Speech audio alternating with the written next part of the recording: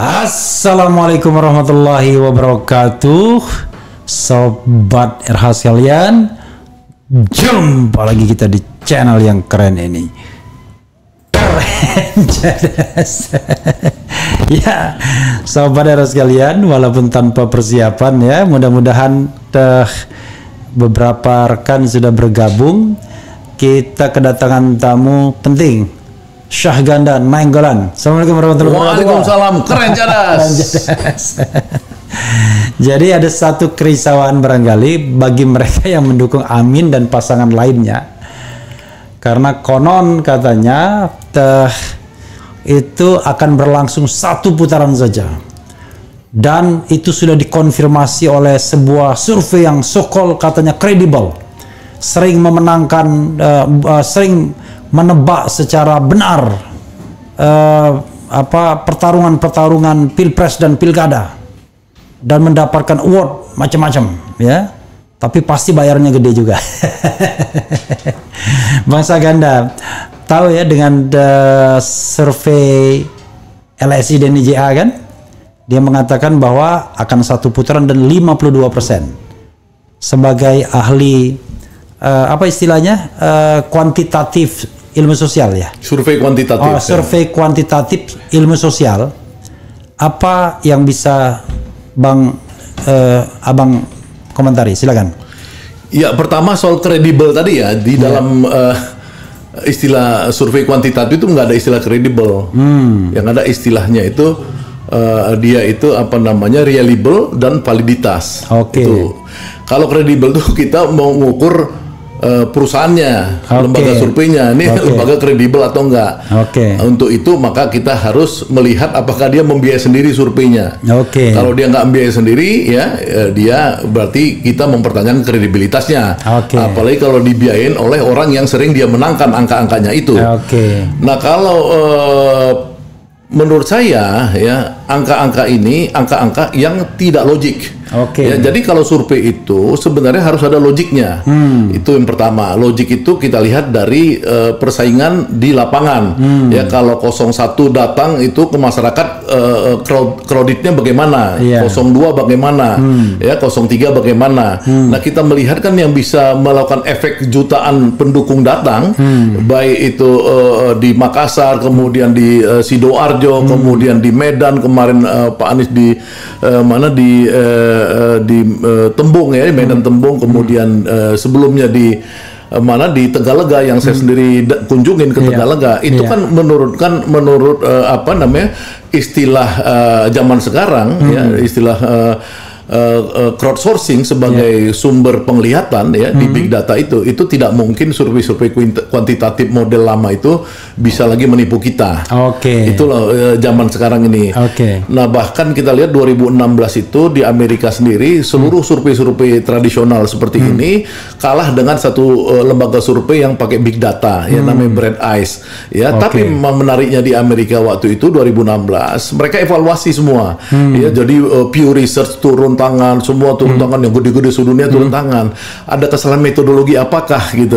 Nah, di Indonesia ini DNIJA berkali-kali salah memprediksi ya, di Jawa Tengah waktu zaman 2018, di di Jakarta ya? 2017 Mas Anies Baswedan ya, di Jawa Barat juga pasti. Tapi di Indonesia ini tidak ada tradisi lembaga survei itu, asosiasinya itu melakukan satu evaluasi. Nah, kelemahan mereka ini sebenarnya satu, tidak ada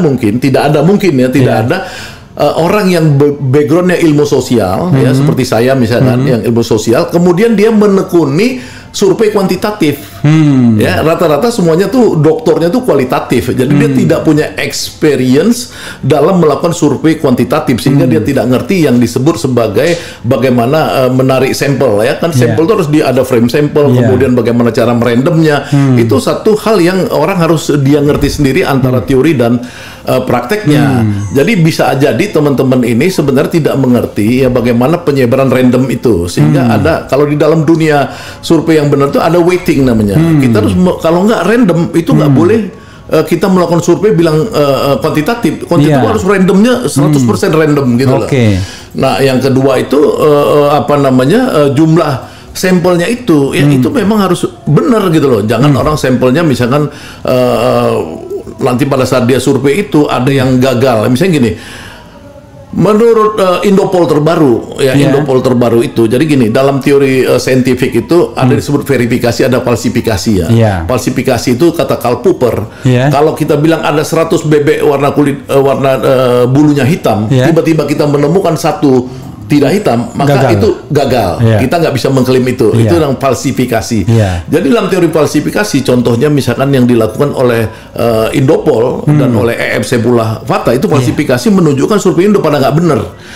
Indopol itu menemukan di berbagai tempat itu justru puluhan persen itu orang nggak mau lagi disurvei. Kenapa nggak mau disurvei? Karena alasan mereka itu dilarang oleh lurah-lurah mereka, tokoh-tokoh setempat, karena nanti ketahuan mereka preferensinya apa. Kalau preferensinya ketahuan, mereka nggak dikasih bansos lagi gitu loh. Ini kan udah temuan, jadi semacam research gitu. Oh berarti ini survei ini gagal sekarang. Karena apa? Karena orang survei itu tidak lagi random, tidak lagi jujur juga dalam mengungkapkan kebenaran.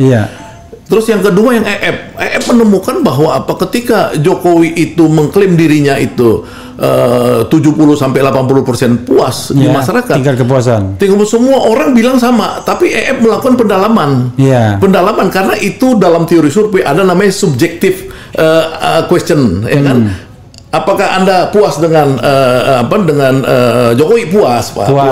Tapi melakukan pendalaman dengan namanya objektif, ya kan, ditanya sama dia, ya kan, bagaimana Anda kehidupan Anda sehari-hari, bagaimana Anda membiayai sekolah, bagaimana Anda, beberapa pertanyaan mendalami bagaimana hubungan koneksi antara puas dengan kondisi dia. Nah ternyata itu terbantahkan bahwa mereka itu kesulitan sekarang. Jadi ketika mereka disurvei objektif itu tidak benar itu survei-survei itu. Yang kedua, mengatakan 42%, ya itu orang masih swing semua. Jadi dia tuh walaupun dia mengatakan sudah pilih 01 atau 02 atau 03, tapi dia sebenarnya masih ragu dan dia akan putuskan beberapa hari, 3 hari sebelum hari H.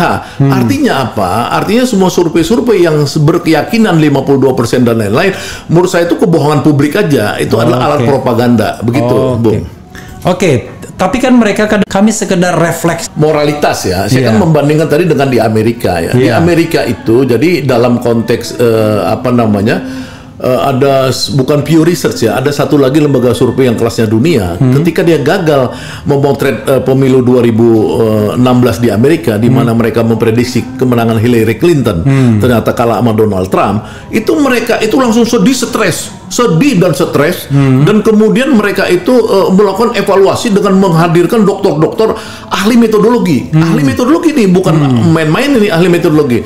Nah, maksud saya di sini nggak ada refleksi, karena dia tuh nanti ngeles saja. Itu kan survei saya yang kemarin. Nanti kan itu kan 2 minggu sebelum ini bisa berubah dan lain-lain kan gitu. Nah di sana tuh nggak boleh gitu. Kalau negara-negara maju, karena dia tuh tradisi keilmuannya itu adalah kehormatan, itu dia malu bilang begitu, ya kan. Nah kalau orang misalkan dia udah berkali-kali gagal dalam memprediksi, di sinilah pentingnya asosiasi itu, yang memiliki orang-orang yang ahli metodologi dalam ilmu sosial, survei kuantitatif ya. Itu kan yang belajar misalkan itu kebanyakan orang-orang misalkan di IPB, soseknya IPB misalkan, di kampus lain mungkin banyak. Nah di FISIP misalkan orang-orang politik, orang sosial itu jarang masuk ke dunia itu. Tapi yang di dunia model IPB, dia biasanya juga sebenarnya yang dia survei itu tidak manusia. Dia misalkan mensurvei berapa produksi jagung tahun ini, berapa produksi ini, produksi itu. Jadi sebenarnya benda mati. Kalau memprediksi benda mati itu sama kayak orang nanti bilang quick count aku tepat loh seumur umur. Ya karena kamu apa quick count itu kan sudah number. Kalau ini kan persepsi ya masyarakat. Jadi cara menggalinya pun ya seperti pengalaman Indopol itu harus hati-hati. Kalau kita menggalinya kemudian orang itu curiga bahwa ini yang datang adalah untuk menjebak mereka sehingga nanti nggak dapat bansos, inilah yang membuat orang kadang-kadang survei itu metodologinya harus benar gitu loh. Ini ada teman survei yang galau ya, teman survei alumnus Universitas besar ya di Bogor. Dia mengirim ini kepada saya ya. Selain itu Saya bacakan ya apa adanya. Setelah kampanye terbuka, ternyata Prabowo kedodoran dalam kurung intelektual, emosional, dan memang sebagian suara awal Prabowo adalah kelompok Islam religius memastikan pilihan ke Amin. Mungkin memang sebelumnya belum memilih. Dan yang cukup banyak ke Amin juga adalah Gen Z. Ini didukung oleh kemampuan dan karisma Anies dan kekuatan tim ses dengan berbagai strategi keren. Desak Anies, K-popers Korea, dan penggemar anime Jepang. Selain itu diduga lembaga-lembaga survei bayaran yang kemungkinan banyak dibiayai oleh titik-titik ya, biar tidak nuduh kan, memberikan data yang banyak mengunggulkan yang bayar. Hingga setelah debat pertama Capres, rata-rata posisi 02 di sekitar 50% dan Amin tetap juru kunci. Tujuan lembaga survei bayaran tersebut merilis data, satu, menggiring opini ada kandidat dengan nilai tertinggi dan mayoritas. Berharap masyarakat memilih the winner karena secara psikologis ini yang namanya bandwagon effect gitu ya. Mayoritas ingin berada dalam kelompok pemenang. Dua, data survei akan dijadikan acuan hasil pilpres jika bisa diakali oleh mereka. Kalimatnya nanti, nah kan sesuai survei yang kami lakukan. Gimana menurut Bang? Ya kalau menurut saya ini bukan soal bandwagon effect ya. Kalau bandwagon effect itu kan kita tidak melihat bahwa ada rencana-rencana lain.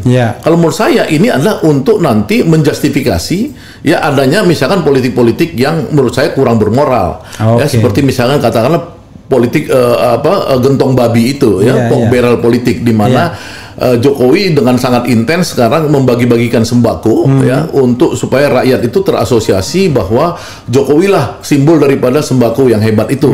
Nanti dikapitalisasi tuh oleh menteri-menterinya seperti Zulkifli Hasan pada tanggal 29 Desember tahun lalu di Kendal dia bilang bahwa memang itu Pak Jokowi kan, siapa yang ngasih bansos? Pak Jokowi juga. Nah, kalian harus berterima kasih sama Jokowi. Pilihlah Gibran gitu. Nah, begitu juga kemarin di NTT atau di mana tanggal 14 Januari Erlangga Hartarto melakukan hal yang sama juga. Ya, kalian harus berterima kasih pada Jokowi yang memberikan bansos. Nah, politisasi bansos ini ya itu diharapkan menurut survei yang benar nih CSIS itu mengakibatkan 36,6% dari relasinya itu antara orang yang dapat bansos dengan dia akan memilih Prabowo. Itu kan besar sekali, 36,6%. Jadi memang menurut saya sih mungkin bukan politik bandwagonnya tadi, tapi bagaimana ini ada pembenaran gitu loh. Ini yang kita lihat sebagai sebuah ancaman pada demokrasi gitu. Yang mengerikan itu, maghrib.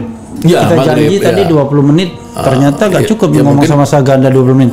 Kita apa dulu? Break maghrib. Kita ada azan ya. Kita azan dulu dari kemudian kita lanjutkan sedikit lagi. Sayang. Oh ya. Gitu.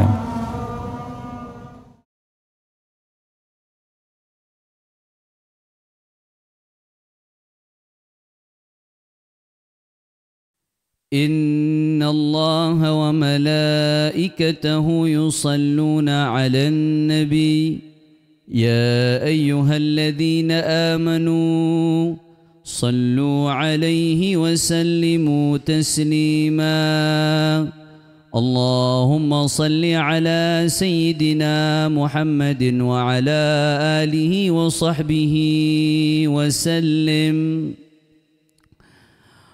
الله أكبر الله أكبر الله أكبر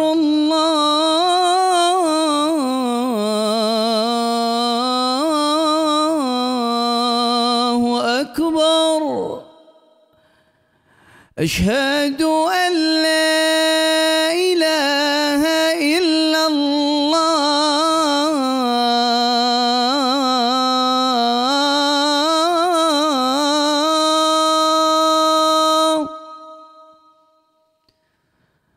أشهد أن لا إله إلا الله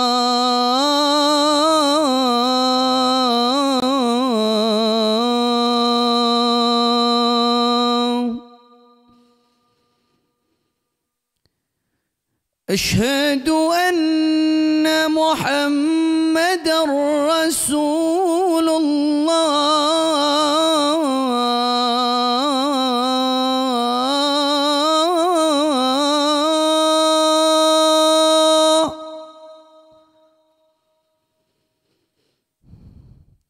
أشهد أن محمد رسول الله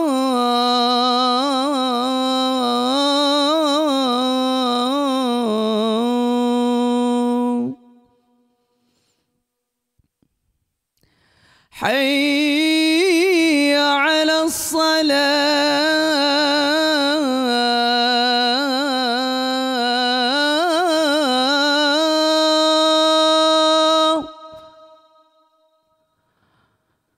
حي على الصلاة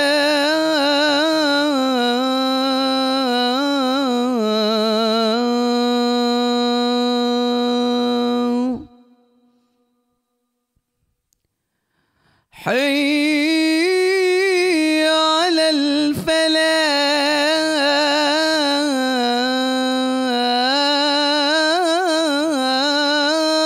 الفلاح حي على الفلاح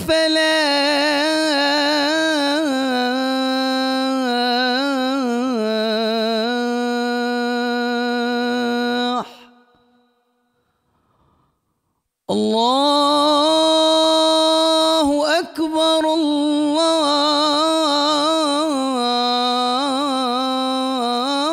الله أكبر لا إله إلا الله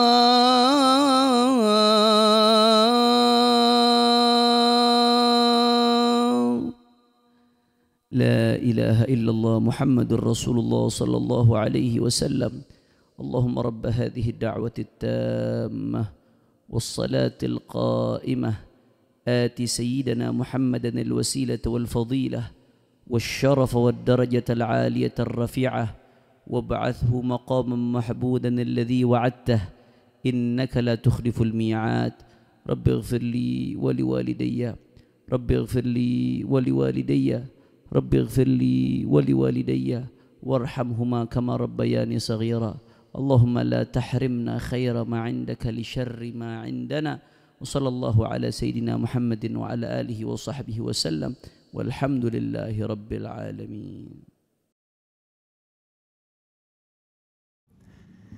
Ya, saudara sekalian, kita sudah mendengarkan azan dari Habib Hanif ya. Itu azan yang memang khusus dibuat untuk Refli Harun Channel tuh Bang. Oh, alhamdulillah. Habib Hanif ya. Ini EPI.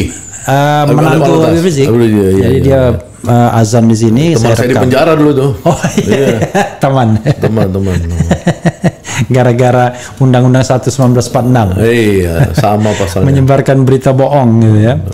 Ya, kita lanjutkan Bang. Jadi bukan hanya bandwagon effect. Kalau bandwagon effect ya oke lah, masih bisa sedikit tolerable ya. Ya, tapi kan kalau survei bohong ya tetap tidak tolerable namanya. Oh betul, kan? betul. Maksudnya artinya tadi lebih pada justified karena sebenarnya kalau bandwagon effect itu kan mungkin adalah dia mengupgrade sedikit dari perorangan yang benar kan gitu. Kalau saya sih nggak percaya sebenarnya survei-survei ini Prabowo di atas 40% saya nggak percaya. Gitu loh.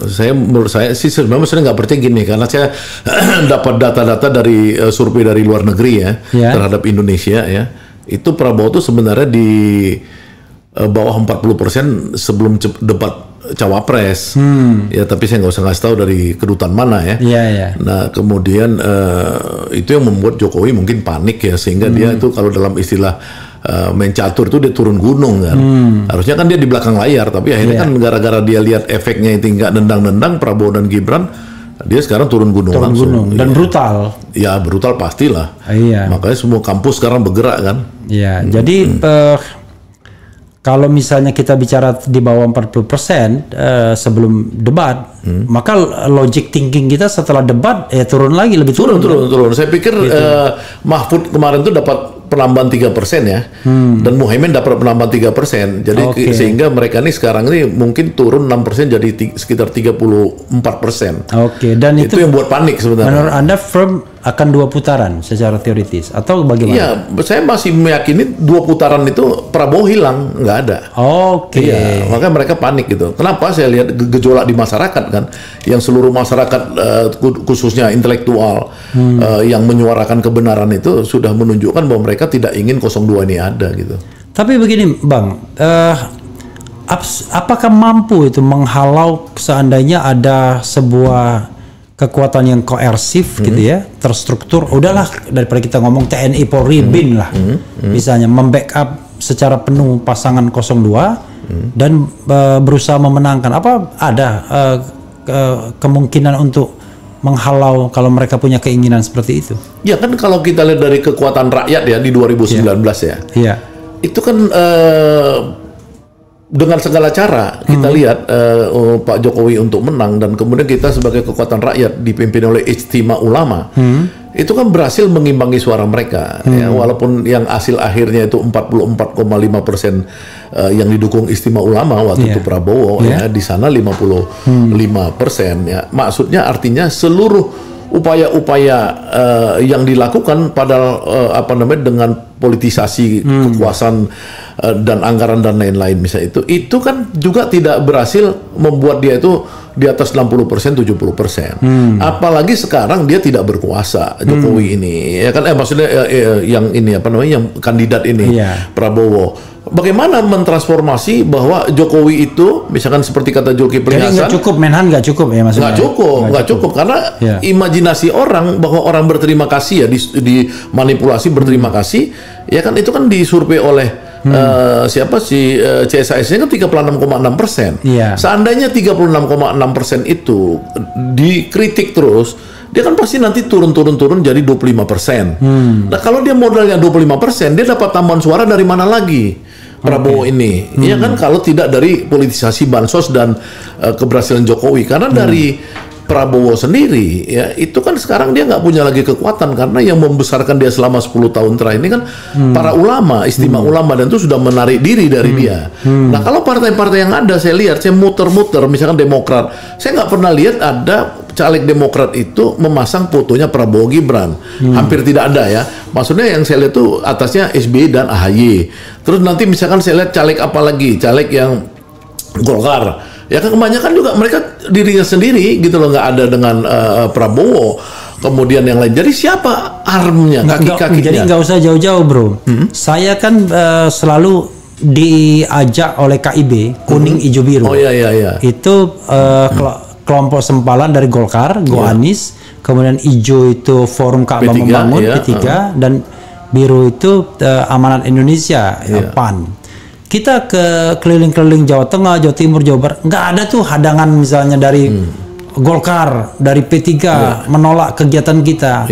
Itu menunjukkan bahwa memang tidak ada militansi juga di partai-partai pendukung itu. Iya, karena mereka gini, mereka takut negatif efek kan. Iya. Kalau mereka dukung Prabowo di spanduk-spanduknya. Dengan pengecualian P3 tidak Prabowo ya tadi ya. Iya, maksudnya yang masih yang lain yang Prabowo misalnya. Nanti kan suaranya jatuh ke Gerindra, ya kan, jadi masalah kan. Golkar sendiri kan tetap pengen lebih tinggi daripada Gerindra kan, dia nggak mau dong tiba-tiba suara dia digerus sama Gerindra, karena perebutan pilpres sekarang ini kan tetap paralel dengan perebutan siapa paling tinggi di DPR kan, di parlemen gitu loh. Jadi menurut saya sih Prabowo nggak punya arm ya, kecuali PSI ya. PSI tadi ya itulah yang bansos itu menurut saya.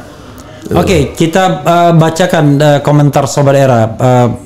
Bang ya, ini ada yang protes, tapi nggak apa-apa ya, saya bacakan protes ya. Ed Refli Harun, kenapa Pak Ganda akhir-akhir ini di podcast dan TV sering muji-muji dan membela Mahfud, padahal Mahfud itu jahat, nggak peduli dengan HAM, dengan 6 laskar FPI, dan telah merusak demokrasi atas pembubaran HTI FPI. Mau jawab nggak Bang ini? Ya jawab dong, karena gini, karena gini kan, kita ini dalam agama saya misalkan Islam, ya pelacur paling buruk pun kalau mau tobat itu diterima oleh Nabi, ya kan, bahkan ada kisahnya sampai dia akhirnya sebelum dia tobat tuh, karena dia mau ketemu sama Nabi, mau tobat, akhirnya dijanjikan surga karena dia udah niatnya tobat. Nah Pak Mahfud MD ini sejak dia hantam Jokowi ya pada saat debat cawapres kemarin, itu kan dia menunjukkan dia mau tobat. Dia bilang semua ini pemerintahan Jokowi ini ada pemerintahan para mafia-mafia, mafia tambang, mafia kehutanan, mafia sumber daya alam, mafia macam-macam, ya kan? Jadi orang mau tobat ini kita harus hormatin dong, justru kita apresiasi. Jangan orang bilang misalkan saya mengapresiasi dia di masa lalunya, enggak, di masa lalu saya ditangkap justru di penjara ketika Pak Mahfud jadi Menko Polhukam, kan, dan dia nggak bela saya waktu itu. Artinya dia bukan bagian daripada demokrasi. Tapi kan ini melihat bahwa Pak Mahfud ini ya dan para guru-guru besar seluruh Indonesia yang sekarang sedang demo di hampir 20 perguruan tinggi sekarang, itu kan sudah istilah saya tobat. Ya kan, kalau istilah Pak Muhaimin dulu ada tobat lingkungan, ya kan sekarang kan tobat demokrasi. Alhamdulillah dong. Dan alhamdulillah juga kita menganggap Caimin juga sedang tobat juga kan? Ya, dia udah dari awal kan bilang kan? Saya mau pindah ke perubahan. Makanya datang kepada Pak Anies siap berpasangan. Itu udah diumumkan Caimin itu sekitar bulan awal Oktober. Iya kan, kira-kira gitu atau September. Nah, kalau Pak Mahfud sekarang ini kan dia tobat, dia kan perubahan intinya. Walaupun Pak Mahfud hari ini mengatakan saya perbaikan bukan perubahan, kita beda terminologi. Tapi buat saya, Pak Mahfud dan seluruh kampus-kampus ini, Sivitas Akademika sekarang melakukan pertobatan nasional dan mereka mengutuk Jokowi untuk tobat juga kembali kepada Undang-Undang Dasar 45. Termasuk kampus saya yang tobat duluan, UGM ya. Kampusnya ini Pak Repli Harun nih. Saya dulu paling sedih, tapi sekarang agak bangga lah sedikit ya. Bangga. Gitu. Jadi sempalannya cuma visipol UGM aja. Gitu masih ya? Ya karena ada Pratikno di sana. Iya. Tapi nggak juga karena saya lihat Sofyan Effendi waktu. Ada Sofyan Effendi ya kemarin ya, yang lebih senior ya. Oke. Nah ini ya. Kopi hitam 85, buktikan omongan saya sama narasumber ini. Pak Prabowo menang satu putaran kurang lebih 55%. Buktikan saja nanti. Gimana Bang, ditantang? Ya kan gini kan, orang kan nggak boleh cuman asbun. Kalau saya ini kan menganalisis, misalkan secara analisa sosiologi, logik sosiologi, masyarakat di Indonesia ini dari zaman dulu kebagi dua. Masyarakat Islam dan masyarakat nasionalis. Masyarakat Islamnya ini secara potensial, saya nggak mau klaim kan, secara potensial itu mendukung Anies dan Muhaimin. Itu lebih dari 50%, kalau sekarang 60% potensinya. Masyarakat nasionalis ya mendukung Ganjar karena mereka marhenis umumnya, Ibu Mega, Soekarnois.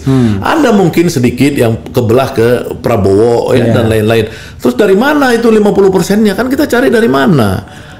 Kalau ceruk kok lebih gede ya kan? Padahal ceruk ya maksudnya. Maksudnya ceruk itu biasanya kecil kan, ceruknya gitu. Ini ceruk kok bisa lebih gede di antara dua besaran itu kan? Ya bukan, maksudnya ceruknya ini potensi kan, ceruk ini kan? Enggak, maksudnya gini. Ini ada Islam, ini nasionalis. Islam ke Anies secara tradisional, ke nasionalis ke Ganjar. Berarti kan tinggal sedikit tersisa ceruk yang sedikit. Di Prabowo. Kok ceruk yang sedikit itu jadi 50%? Maksudnya gitu kan? Itu yang tadi pertanyaan itu tidak masuk akal. Ya kan, kalau saya kan ngomong ini kan ada logiknya. Iya. Tapi belum bisa dijawab tadi. Tidak masuk akal. Kan yang paling penting kan dimenangkan oleh PPK, dimenangkan oleh KPU Kabupaten Kota, KPU Provinsi, sama KPU Nasional. Ya itu kan kita bicara potensi tadi. Ya kan, kalau persoalan curang-curang ini, tentu kan kita dari pihak 01, 03 sekarang ya, banyak gerakan rakyatnya itu, salam 4 jari dan lain-lain, itu kan berusaha untuk menghadang. Ya, kampus-kampus bergerak, mahasiswa bergerak, ini mungkin akan sampai isunya pemakjulan apa segala, ini kan akan bergerak terus. Kalau misalkan tuntutan ini semua dipenuhi, maka Jokowi akan netral. Ya kemarin aja setelah kampus UGM itu melakukan gerakan, Pak Jokowi kan istana ya, bukan Pak Jokowi, istana kan merespon bahwa Pak Jokowi tidak akan berkampanye, ya kan? Nah kita lihat aja benar nggak dia menarik diri dari rencana dia berkampanye dan memihak gitu. Coba kita lihat lagi ya. Survei prestasi melihat kampanye terbuka pasangan Amin dibanjirin oleh para simpatisan no bayaran. Dibikinlah narasi bahwa nomor 2 unggul di survei 52%. Tapi sebelum ini saya mau melakukan sebuah hal yang kritis. Waktu kampanye tahun 1999, Partai Amanat Nasional, itu kan setiap kampanye dibanjiri oleh massa karena ada euforia Amin Rais kan. Tapi ternyata hasil pemilu tidak seperti yang diduga. Ternyata PAN keok jauh gitu, bahkan dengan PKB pun kalah pada waktu itu. Bagaimana menjelaskannya? Iya, karena gini, karena kan Amin Rais itu kan sebenarnya dia itu bukan tokoh elektoral, ya kan? Amin Rais kan tokoh revolusioner. Iya, iya. Nah, ketika dia mencoba di elektoral, ya dia tidak menemukan, ya seolah-olah dia mewakili Muhammadiyah aja misalkan yang besar. Nah, kalau Pak Anies dan Pak Muhaimin ini kan dia mengerti betul soal elektoral ini, ya. Dan kedua dia mengerti betul bahwa mereka mewakili dua identitas, satu Islam modernis, satu lagi Islam tradisional, ya PKB ini ya. Dan dulu pada saat Pak Amin berusaha untuk menjadi besar, ya itu memang situasinya itu ya dia itu belum dianggap tokoh elektoral tadi, ya, artinya apa? Artinya orang-orang yang ada di kelompok lain, ya, kelompok partai-partai lain masih setia di situ. Itu kan zaman 99 tuh orang masih belum ini, dia antara maksudnya gini, mau revolusi Pak Amin ini atau mau apa gitu. Nah, jadi kembali ke sini tadi, ya itu dulu kan Gus Dur misalnya tidak mendukung Amin Rais, gitu ya kan. Nah, kalau ini kan jelas Muhaimin ini NU, ya, dengan banyak kiai-kiai ulama besar mendukung Amin ini. Jadi itu sebenarnya ini beda sama sekali orang ketika melakukan komparasi. Oke, ada satu hal yang dilogikakan yang tadi mengatakan unggul 50 sekian persen. Gini dia logikakan begini. Pendukung Jokowi di 2019 54%. Oke. Terbagi dua kubu antara Prabowo dan Ganjar. Yaitu 27%. Ya. Logika dia. Sementara pendukung Prabowo di 2019 46%. Terbagi dua, kubu Prabowo dan Anies sama-sama dapat 23%. Artinya 27 tambah 23 50%. Dia ini simplifikasinya begitu. Ya memang, bahkan gini kan. Jadi kan antara logik sosiologis itu kan satu versi. Versi lain kan personifikasi. Pada Prabowo dan pada pada Jokowi. Jadi kalau misalkan Prabowo 44,5 bukan 46, 44,5%, di situ 55,5%. Jadi kalau di total sebenarnya mereka dua ini 100%. Iya kan? Tapi kemana 100%-nya? Kalau 100% duduk-duduk aja, ngapain pusing kan?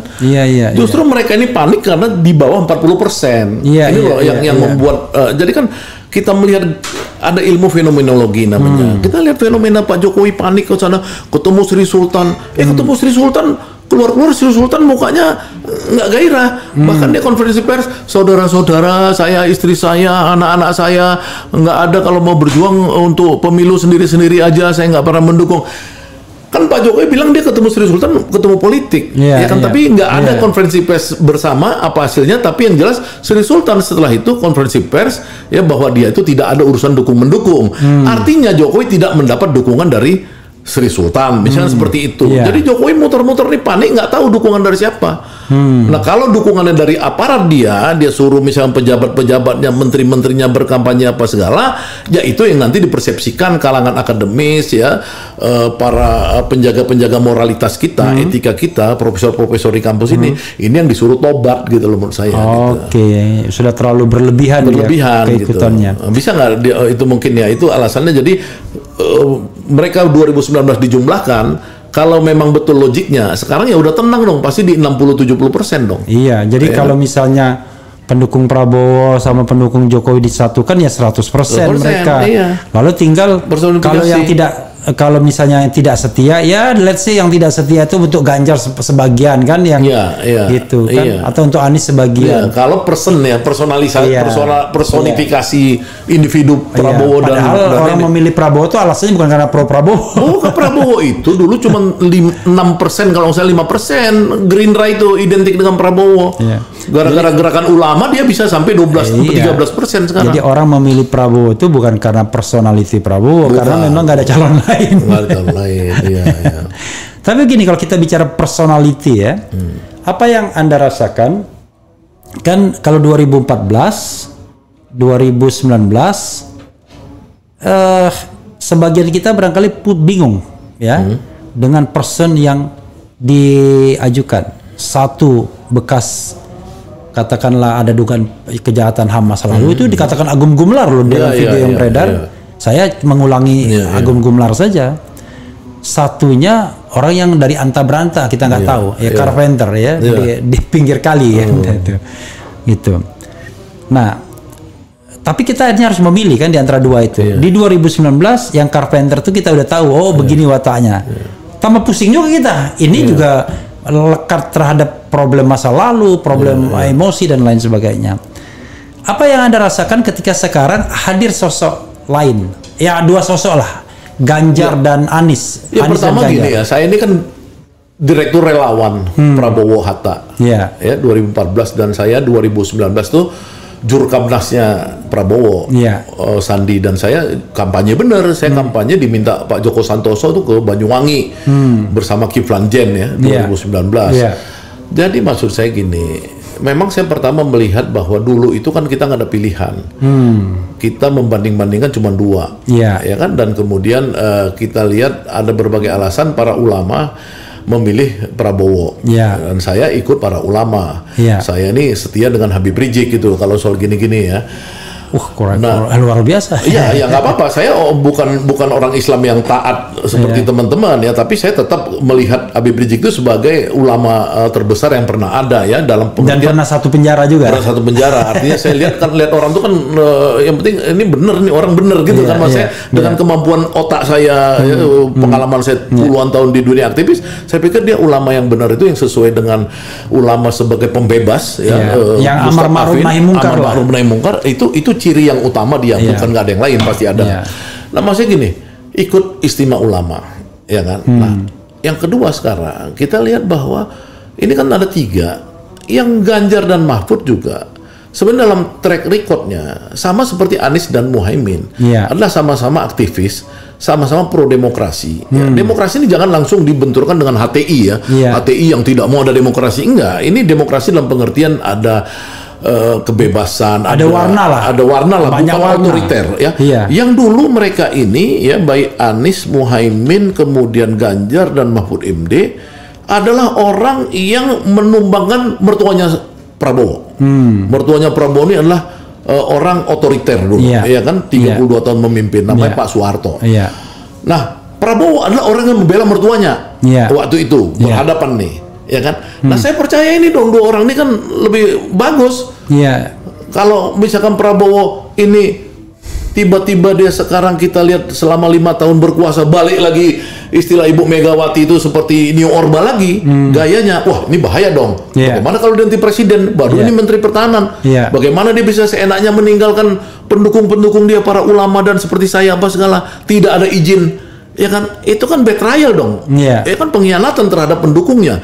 Nah, maksud saya itu artinya apa? Artinya buat saya sih, saya itu kalau pilihan itu pasti yang terbaik itu ya adalah yang satu, dia Anies Muhaimin ini dia percaya demokrasi, dan warnanya sama saya sebagai orang Muslim, ya saya lebih dekat kepada mereka gitu. Nah, itu rasional voter itu. Rasional voter. Jangan orang bilang, oh lu politik identitas. Udahlah, jangan ajarin saya soal politik identitas. Saya itu membahasnya itu udahlah, capek saya bahas politik identitas itu. Nah, kalau Ganjar dan Mahfud, dia juga menawarkan demokrasi, iya kan? Tapi dia marhen, kan? Identifikasinya bukan kita, bukan gitu. Kita. Walaupun ada Mahfud di situ sebagai bagian dari ini, tapi kan kita bicara presidennya siapa, gitu kan? Nah, jadi menurut saya itu memang kalau pertanyaannya, saya milih Anies ya karena ada pilihan. Kalau 2019 tidak ada pilihan. Gitu loh. Ibaratnya bagi kita menjemput, kita pasti akan pilih Anies, ya kan? Ya, kalau sekarang menurut saya iya. Kemarin agak pusing kepala kita ya. Iya, 2014-19 ya pusing lah. Jadi saudara sekalian, saya mengundang Bang Saganda sebenarnya untuk Parmin ya. Saya awalnya mau Parmin itu lebih Jawanis, lebih orang cilik, lebih orang kecil. Tapi Parmin itu panggung rakyat menanti perubahan. Jadi tapi sebentar, saya boleh ini ya. Jadi gini Pak Repli Harun, ini kan sekarang ini bangsa ini ya, ini bangsa besar.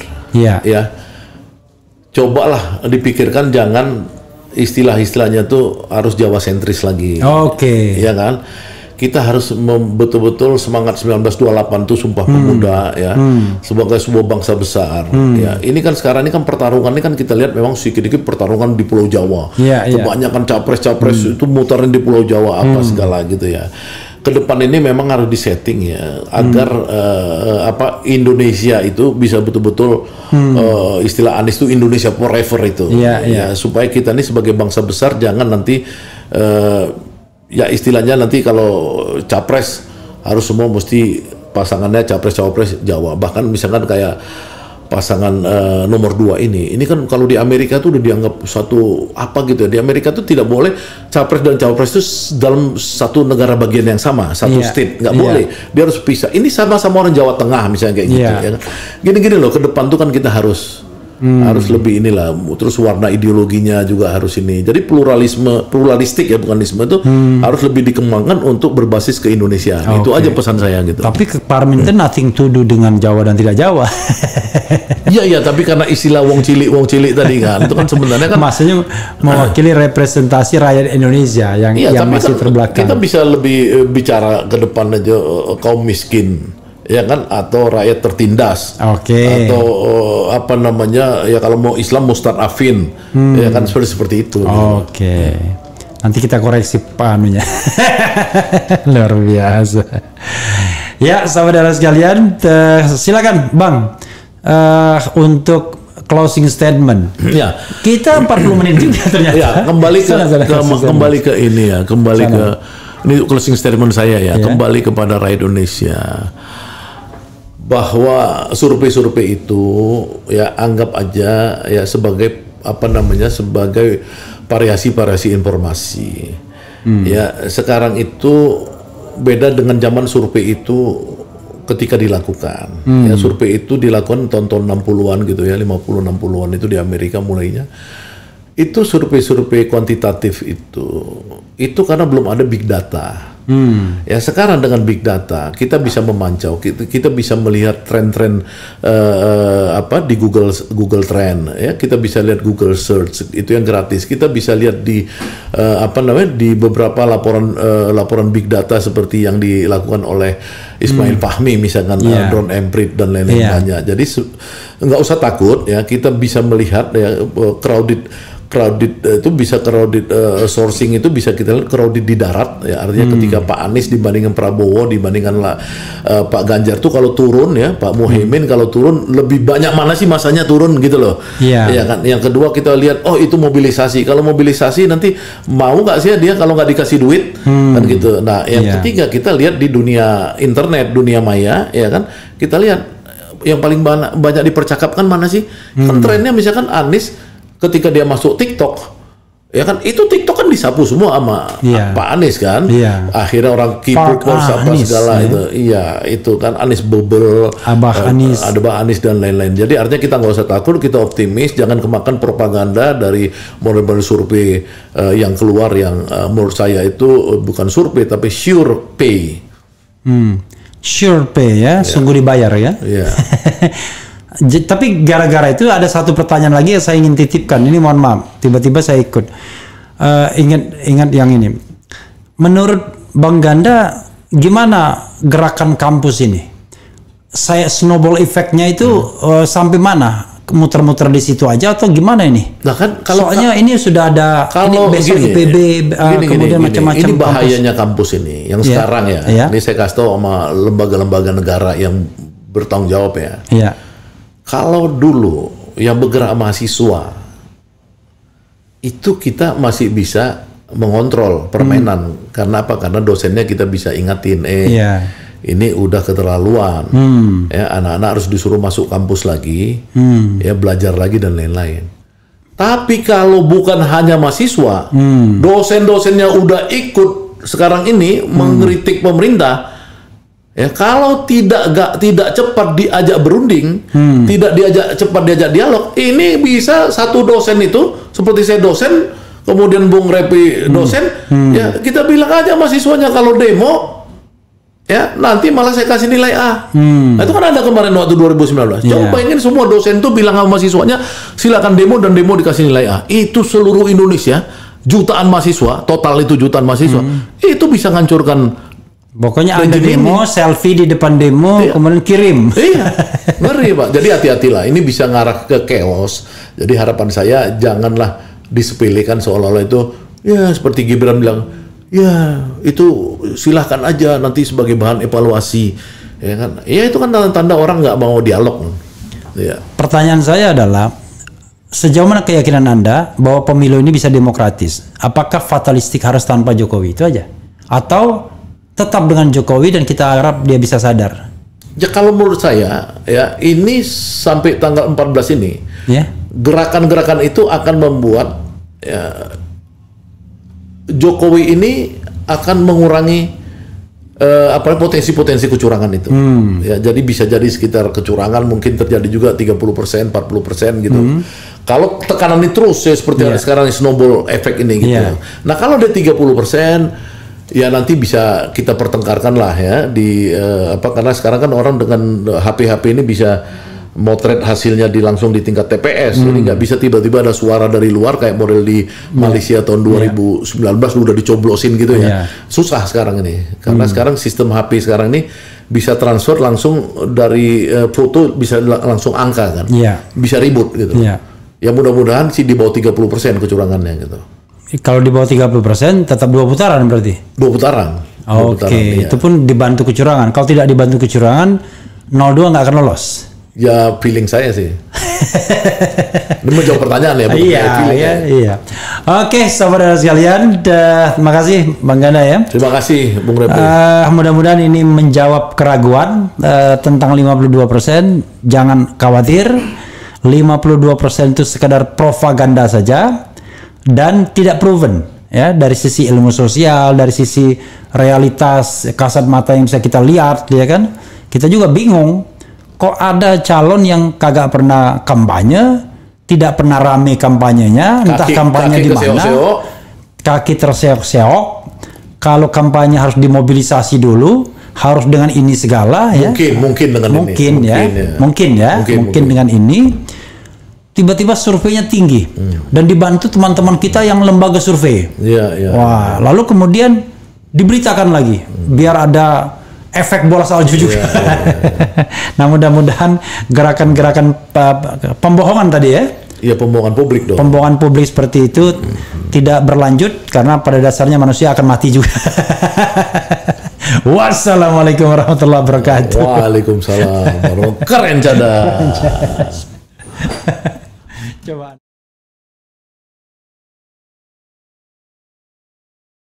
Anies jadi presiden.